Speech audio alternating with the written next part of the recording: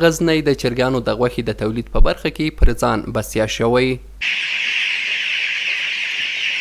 غزني کې د چرګانو فارم لرونکي وایي اوس دغه ولایت د چرګانو د غوښې تولید په برخه کې پر ځان بسیا شوی او دغه ولایت د فارمونو غوښې اوس ګاونډیو ولایتونو ته هم لیږدول کیږي.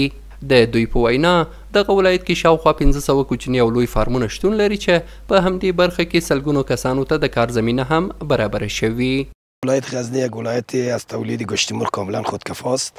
در ولایت‌های مثل قندهار، کابل، جلال آباد، خوست، پکتیکا، سمت شرن مای مال روزانه روزی تقریبا 20 تن، 30 تن، 10 تن، 15 تن ما ارسال داریم.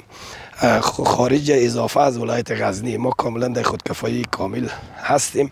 اما خواست ما از دولتی است که در این زمینه قد ما همکار باشه، قد ما توجه بیشتر داشته باشه. هر 2 ماه مثلا ما 30,000 کیلو گوشت تولید داریم در ولایت غزنی. 3 دانه فارم.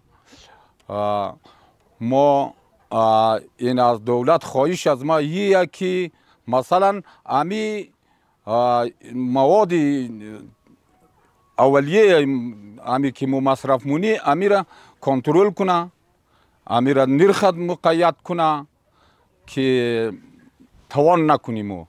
د دغه فارمونو کارکونکي هم خوښ دي چې په کور دننه ورته د کار زمینه برابره شوي او له همدې لارې خپل ورځنی ژوند چلوي. دوی له سوداګرو غواړي چې په کور دننه پانګونه وکړي ترڅو هم خلکو ته د کار زمینه برابره شي او هم به هیواد پر ځان بسیا شي. ما بسیار خوشحال هستم به خاطر از اینکه برای ما زمینه کار و کارگری مساعد شده، به خاطر از اینکه مهاجرت نمی‌کنیم دیگه در کشورهای اروپایی. خواستیم از مهاجرا و حکومت است که بیشتر زمینه کار برای ما جوانان مساعد شود تا دیگه مهاجر نشویم. ما بسیار خوشحال هستم که اینجا کار میکنم. ما 13,000 معاش میگیرم. خواستم از حکومت همی است که باز برای اینجا فارم مرغداری توجه بیشتر صورت بگیره. ورته مهال د غزني د کرنې او مالدارۍ ریاست مسؤلین هم وایي چې غزنی د چرګانو غوښې تولید په برخه کې پر ځان بسیا شوی او زیاتوي چې دغه فارم لرونکو ستونزو ته په وخت رسیدنه کړي او په راتلونکي کې هم ورسره هر ډول همکارۍ ته چمتو دي.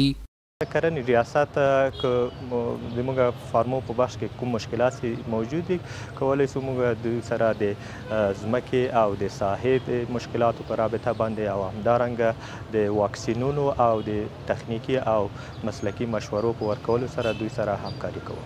په همدې حال کې د اسلامي امارت مشرتابه لخوا د مالدارۍ او چرګانو ساتلو د فارمونو جوړولو لپاره د 180 زره جریبه ځمکې طرح هم تایید شوي. د اسلامي امارت ویان ذبیح الله مجاهد پر خپله ایکس پاڼه لیکلي چې دغه ځمکه د مالدارۍ او چرګانو ساتلو د فارمونو لپاره خصوصي سکتور ته په واک کې ورکول کیږي ترڅو په هیواد کې د مالدارۍ او چرګانو ساتلو صنعت وده وکړي.